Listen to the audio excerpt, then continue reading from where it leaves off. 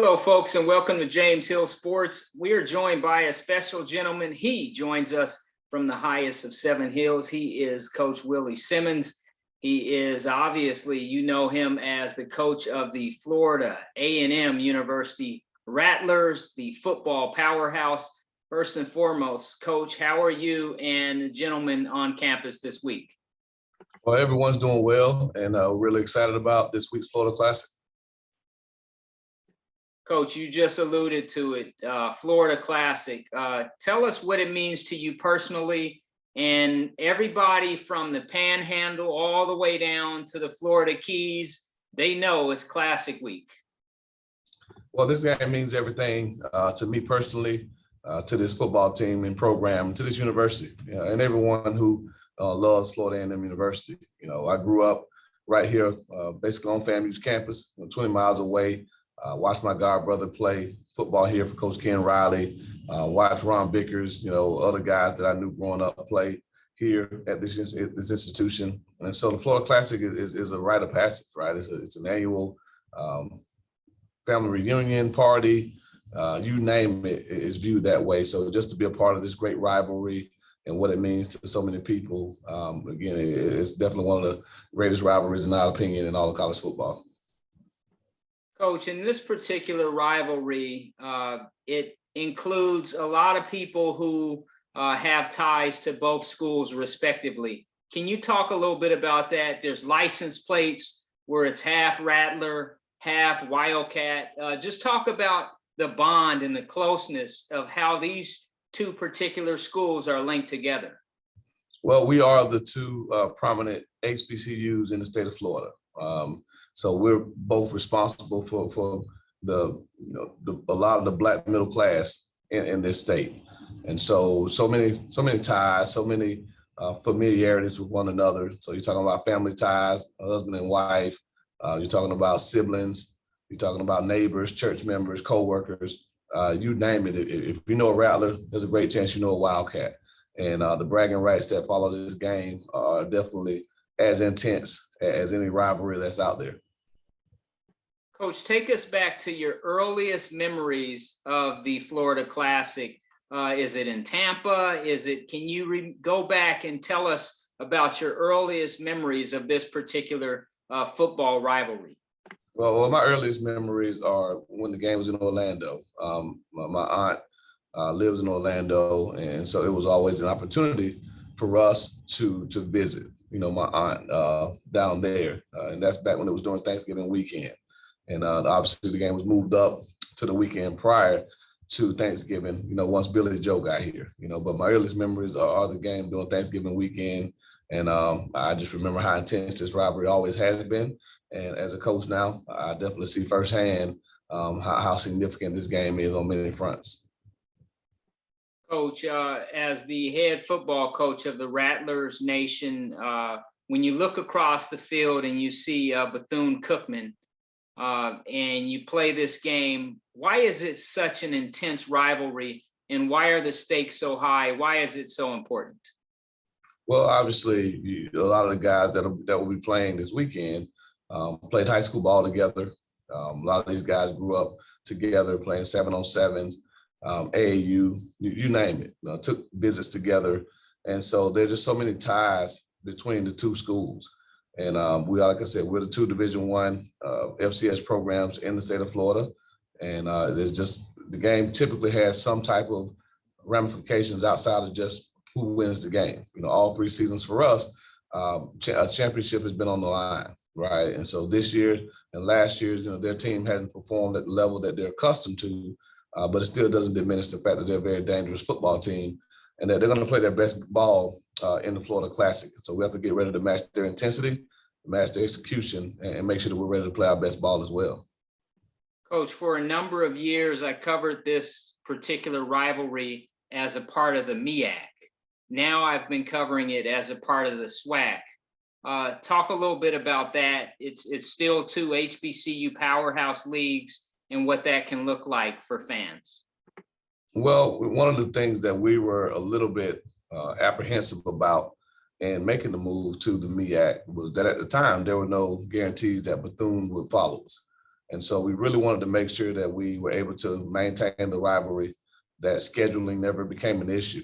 And so when they decided to join the SWAC as well, it really made us excited, because we knew that the game would be able to go on without a hitch. And so we know that this is always going to be the last regular season game. And like I said, most of the time, this game is going to have long-term implications as to our standings within this division. And so we're excited about the ability to play it year in and year out, because again, I'd put it up there with any other rivalry in college football. Coach, winning streaks in this particular rivalry, we know that through history, it tells us that Florida A&M is ahead. When we look in recent years, we see the success coming out of Daytona Beach and then Bethune-Cookman University. And then we see, whereas last year you were able to do something special. Take us back to last year and what that was like for you. Yeah, we knew that the game last season, again, had huge implications. Our ability to become an at-large playoff team was riding on that game. And we felt we needed a convincing win to get in. And so, the game was intense as it always is. They scored the very first play of the game, and so it's kind of one of those here we go again moments. But our guys really settled down. They really started to make some plays. And then the second half, obviously, we blew the game open. So, but we always know this is going to be a very, very intense game. And, again, we just have to prepare ourselves mentally and physically to go in and do the things that are needed to win these type of ball games. It always comes down to emotions. It always comes down to who plays the smartest, who plays the hardest, and overall execution. But last year's game was definitely one for the ages. And I'll never forget that feeling of winning the game, hoisting that championship trophy with my grandmother right there on the podium with us, my daughter, that still shot that they have of me holding my daughter, just memories that I'll cherish for the rest of my life. And hopefully we can have that same type of outcome this season. Coach, when you look at the implications this has, and you alluded to it, last year you were able to get it done and move on to the FCS playoffs. This year, there's another golden opportunity to do so. Talk a little bit about that and what that can look like. And obviously, you're rolling on an 8-game winning streak. You haven't lost in 2 months. And in football, that's very hard to do. Well, we find ourselves in the same shoes that we were in last season. All right, going into the last game, 8-2, feeling like we needed to win the game in order to solidify our spot in the FCS playoffs. Wasn't right. We weren't right in an 8-game winning streak. I think we at the time maybe a 7-game winning streak. But again, was playing really good football. Defense was playing lights out at the time. Had one of the top 5 defenses in the country. Wasn't having the offensive success that maybe we've become accustomed to. But again, was playing great complementary football. This year we find ourselves in a very, very similar situation. Our defense doesn't have the national rankings that it had last season, but if you look at the body of work that we put in over the last 2 months, we're playing as good a defense as anyone in America. Offensively, we're having our moments where we play really good ball. And then special teams wise, I think we're showing that we're a strong unit in that regard as well. So if the playoff committee is looking for well-rounded football teams and teams that legitimately have a chance to go in and compete for an FCS national championship, I think if you look at our resume, our body of work, what we've been able to do over the last 5 years as a program, you will feel confident saying that we are one of the elite teams in this country. Coach, to have an opportunity and to make a case to actually host a game at Bragg Memorial, talk a little bit about what that can look like. And again, the opportunity to share FAMU, if you will, with everybody in America. Yeah, we're very excited about the opportunity to potentially host a first-round playoff game here. And so we submitted our bid, and we're going to keep our fingers crossed. Obviously, none of it matters if we don't take care of business on the football field. But if we do, we feel strongly that we'll get into the playoffs, and we definitely hope that we have the opportunity to host. I think it will be great for the city of Tallahassee. It'll be great for this university, and obviously it'll be great for this football team to play in the stadium that we won 15 straight games in. And so we're really, really excited about that opportunity. And but we understand that none of it matters if we don't take care of business Saturday afternoon starting at 2:30. Coach, your dark cloud defense, when you look over there and you see guys like BJ Bowler, you see his brother, you also see another gentleman in Mr. Land, and so on and so forth.